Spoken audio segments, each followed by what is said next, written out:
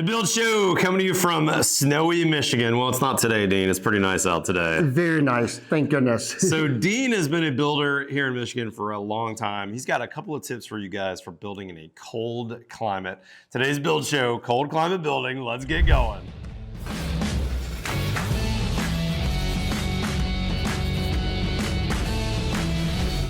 All right, Dean, we're starting in the garage because there's a couple details in this garage that I really like for people in a cold climate. Talk to me about what you've done here to prep for these clients to make sure this garage is warm. Yeah, so one thing we do, we always insulate our foundation and underneath our slab. So this foundation is fully insulated. So this is a superior wall foundation, right? It is. Which comes pre-insulated. It does come pre-insulated. And then you've insulated on the slab as well? Correct. Yep, there's 2-inch of rigid foam. Okay. And then there's a vapor barrier, and then we put the concrete slab down. Smart. So then your feet aren't connected to that super cold ground, right? Exactly. So once this is heated, you don't have that ice cube. And also where these garage door openings are, you have nice frost protection. That's really you smart. got really cold temperatures. Now, what's outside. the heat source for the garage? It's a future. This particular garage is for a future gas power unit that is hung on the ceiling, which you can tell with that you're all blocking. prepped for it here. Yes. So this is one of those units that will get bolted into the ceiling and hang down. Yes. And then I'm assuming that's a natural gas line. That is. Back in the corner there. That is. And then you're also pre-wired for electrical, and then maybe that's a thermostat cord. Is that what I'm saying there? That is correct. Gotcha.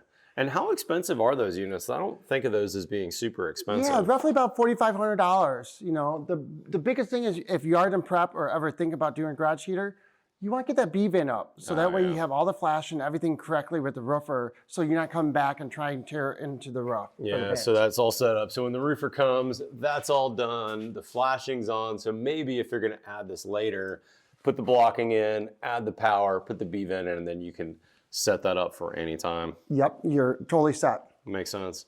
Dean, I'm noticing that you've got some really nice attic storage on this house as well. Talk to me through what you've done here. Yeah, so this particular homeowner wanted storage up in the attic space. So the bottom cords are upgraded 2x10. Yep. You can see how they're a bigger bottom cord. Then you got that 3/4 flooring up there. Mm-hmm. It has a pull-down ladder on the other side, so they have access up there. Okay. And then this will be cold storage though, right? Because that's above, you're going to have insulation at the ceiling line. Yes, it is. And then what's going on? I'm noticing you've got some vertical OSB up there as well. What'd you do there? Yeah, so it's kind of for two things. One is for safety. It's basically a guardrail, so no one can slip down through between the 2-foot on center trusses. And then also it helps with future insulation. That's really smart. So those BFS trusses, basically, you told the truss designer, here's what I want to set up with. I want that storage truss. I want to make sure that I've got enough bottom cord meat so that I can have some heavy stuff up there. And then those trusses come right out and you just guys install them with a framer. All ready to go. Yep. Really smart. Now this isn't a cold climate detail, but I really like how you prep for your garage doors. Tell me about this prep that I'm seeing here, Dean. Yeah, so this is really trying to get the next player, the next subcontractors for success. Yep. So when the garage door guy comes, he has something solid that he's gonna put his track on, where he's gonna bolt this track on. That's really smart. So this is LP Smart Lab trim inside.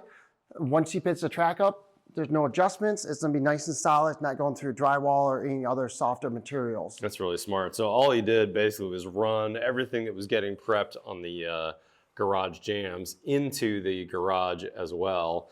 And then you can see this is just running up for his track. That's running for the opener, and he did that for both openings as well. Nice work, Dean. Yeah, and another thing's really nice setting it up for the next person. Go 5/4 material with this. So your drywall can just butt right to it. The painter can put a nice bead to caulk, and it's a really nice transition when this is finished. Yeah, I like that. Dean, let's go check out the house and we'll show these guys a couple more things for cold climates. Okay, great. All right, Dean, we're in the laundry room and I'm noticing something a little different here. This wall seems extra thick. What do we see in here? Yeah, this is really due to our cold climate up here. We want frost protection on everything. So with this 2x6 wall, we actually built no 2x4 wall. So our 2x6 exterior wall will be insulated, but this 2x4 will stay empty. So that way our water lines, our drain lines, anything water related, we have no issues with anything freezing. That's really smart. And then this is zip bar, right? So that's actually insulation as well. Yes. on the exterior of the building. Yeah, this is the R6. It's an 1.5" type material. Got the 1/2" OSB, 1" foam. So you have that thermal break. So it really helps keeping that cold outside. Smart, Dean. I like that a lot. This doesn't necessarily have anything to do with cold climates necessarily, but I'm noticing you got a couple black pipes instead of white pipes. What am I seeing there? Yeah, so anything that has water coming down from the second floor down through the different levels, we do cast iron, or they call this the quiet pipe. We just don't want to hear toilets be flushed or showers coming down. It just makes it nice and quiet. Yeah, smart. And I'm noticing you got that one there. This one also here. It's even labeled the quiet pipe. Yes. So all the plumber has to do is put a transition collar in from the PVC above and transition that drop. And now you will not hear the sound running through that pipe. No, none of the water running through that will make any noise. So you're not going to hear somebody flushing a toilet while Correct. you're down here, in It other just words. makes a nice sound quality home. That's really smart. Sound The other thing I different. noticed in here, Dean, that's not necessarily cold related, but I noticed a lot of nice blocking. What's this blocking here for? There's got to be a reason for this. Yeah, this horizontal one is blocking. particular one is for a barn door. You just got nice solid blocking. When you put that track up and bolt it, hold up the barn door, you just know that you have nice blocking and you can put your bolts where you want the bolts at. Smart. I like that. Good stuff. And Dean, this is kind of a construction related question, but I noticed that you've got this big blue unit in the corner here. What is that guy doing for you? Yeah, so we need a very controlled environment. Once we get this house insulated, we really pay attention to our humidity inside the house. So before we drywall, we want to make sure all of our stud members or our framing members are about 15%. And then we drop it down again for wood floor. We try to get the subfloor at 12% before we put wood floor down. And that wood floor to subfloor, we want to be about 3-4% within the range of the wood floor humidity and the subfloor humidity. So we have 2 or 3 of these running pretty much nonstop from installation stage and all the way through trim and paint stage. That's really smart. The other big benefit of running that during those stages is that means that all of the woodwork that he puts in the house is going to live at the final kind of humidity for the house, rather than being in an elevated humidity and then shrinking after the house is complete. So that's a really smart detail from you guys as the builder by running some temporary controls for humidity in the house during construction. Important. Before we leave Dean's job site, Dean, what room are we in here? We're in the primary bathroom. Okay. And I'm noticing no double wall in this space, but you've got pipes that seem to be in front of the exterior wall. What do we got? Yeah, so once again, this is for a cold climate. We got frost protection. These pipes will come inside the cabinet, so they won't come through the back of the cabinet. Due to mostly, we're limited with, furring this out. Yeah. So in this situation, we have the pipes coming up through the floor of the cabinet. And what's the box that I'm seeing on the floor? This there? is for toe kick heat register. So we'll run that underneath the cabinet, come out of the toe kick. Oh, there's a nice detail right there in a cold Yes. climate. Your Yes. feet will be nice and toasty. Nice and toasty. Put that floor rug right there and warm it up. That's really smart. And nothing to do with cold climate, everything to do with great design. Look at these sconces that Dean's got set up here. And they moved the window up higher. So you get some natural light. You can still have a regular mirror. But when you have light at your face level in a master bath, it makes a really nice, even light. You can actually see what you're doing so much better than just having something above. Now, it's nice to have the light above as well. That's probably centered on the sink. But having those sconces makes it a lot nicer. And I noticed too, Dean, that you've got all LVL studs in this shower area. What do you got going on there? Yeah, so for our tile showers, we want everything to be nice and square, nice and plain out, flat, level. Because when the tile works goes on there, it just makes it so much easier for a tile installer to just do his job. That's really smart. And cavity slider? Is that what that is? Yes, it is. Yeah, Have you used cavity those slider. much before? We used them for about a year up in this market. I think about a year ago, they came up in our marketplace where we could get access to them. Man, that's great. They make a really nice product, don't they? Very Yes, nice. and save tons of labor. It's a very labor friendly product. Yeah, I like that a lot. I also noticed really good blocking in the shower. And then we'll end with this too. Look at this easy blocking that's really smart that he put up for this TV area here in the primary bedroom. Couple of 2x6s, and now we're set to screw on whatever kind of mount you want for that TV. Good stuff. Dean, thanks for the tour, man. Impressive. I'll put a link to Dean's website, Bay Area Contracting, in the description. I've visited with Dean before. These guys build an incredible house. They also have a huge design center. Go check out the other videos I did. I'll put a link in the description of those with Dean last time I was visiting Traverse City. And big thanks to Builders First Source for bringing me out today to see these guys. Let's go see what else we can find in Michigan for some cold climate details. Okay, y'all, if you're in a cold climate like Michigan, you probably have absolutely gorgeous summers like we're experiencing here. I'm actually up in Michigan on some family vacation time, and I've got a long-standing relationship with BFS. Several of their builders have become friends of mine, including this guy you're about to meet, Colin, with CMB Construction. Colin, what's up, brother? Hey, how you doing?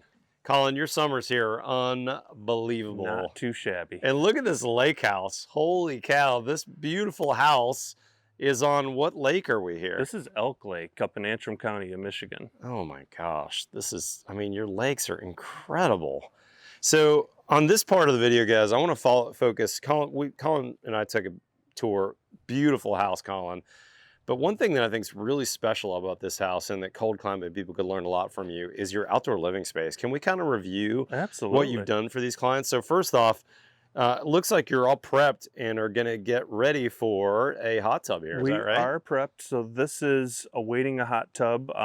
The customers are going to choose it, but we've set it up so that there's minimal steps into the hot tub. So this way, smart.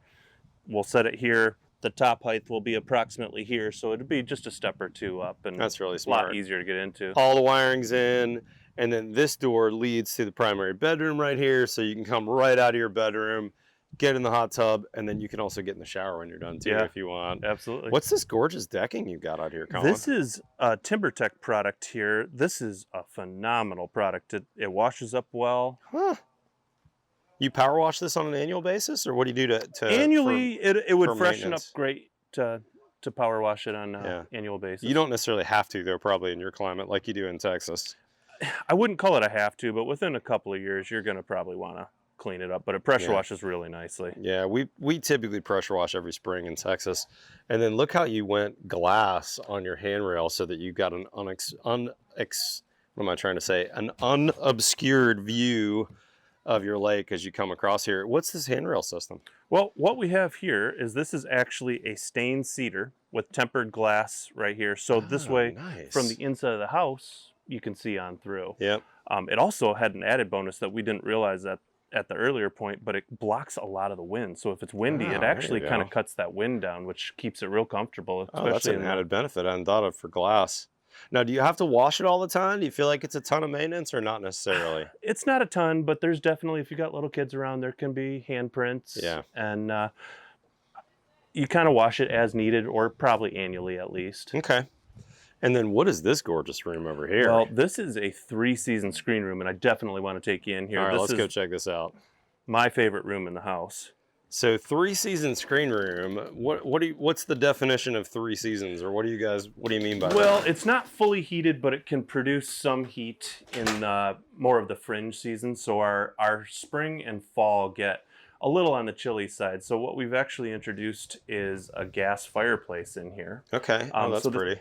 The gas fireplace throws off a little bit of heat in conjunction with we're utilizing a screen window system in here called Easy Breeze screens. I'm not familiar with this. What is it? They're really slick. So right now it's kind of in its open setup. So this is complete screen. Okay, so screen mode right now. Yeah, screen mode. I like that. But we have these aluminum and polymer panels that really quickly and easily slide down. All these are stacked. So they slide down. We can do this everywhere, and it cuts the wind out. It's not an insulated panel, but it cuts the wind out. Oh, I bet. So it makes it super comfortable. We can close one side if we want to. We can open it all up. It's a lot of variability. That's really cool. And you mentioned this is not glass. What is this? It's on here. They describe it as a polymer panel. Huh. Been pretty durable. This is not you didn't finish this yesterday, did you? No. We finished this in the beginning of the year here, so it's gone through a whole season. Yeah, it's seen about half a year's of use, and it looks so great. far so good. It tightens up in the winter and loosens in the summer, as you would expect a polymer panel to do. And what is this? What is this floor? Well, this is really pretty. This looks a lot like your decking outside, but it's not the same product, is it? This is a TimberTech product. It's called Porch Floor, and it's designed to go with the TimberTech out there, but it's tight, which is really nice. Oh, I like that. Yeah. So it doesn't feel like a deck. It feels more like a true old school porch, right? Yeah, absolutely. This is reminiscent of a more traditional porch. I like that a lot. But that's a TimberTech product too. Mm-hmm, it is. Well done, TimberTech. Impressive. And then what are the various woods that I'm seeing inside? You've got a whitewashed. We've got a You've whitewash got pine. a white, and then you've got a stain. We've got cedar up top. Stain cedar. Yep, correct. Oh, so that's cedar really pretty. up top. We have anywhere around the windows, we have PVC trim just so it's a little bit more waterproof. This room can potentially see a little bit of moisture if the screens are left up. So we've got PVC around the windows just to help protect from any moisture intrusion. Gotcha. And then, I'm sorry, what did you say this bottom layer was here? The bottom layer is a whitewashed pine. Some Whitewashed people pine. refer to it as pickled pine. Gotcha.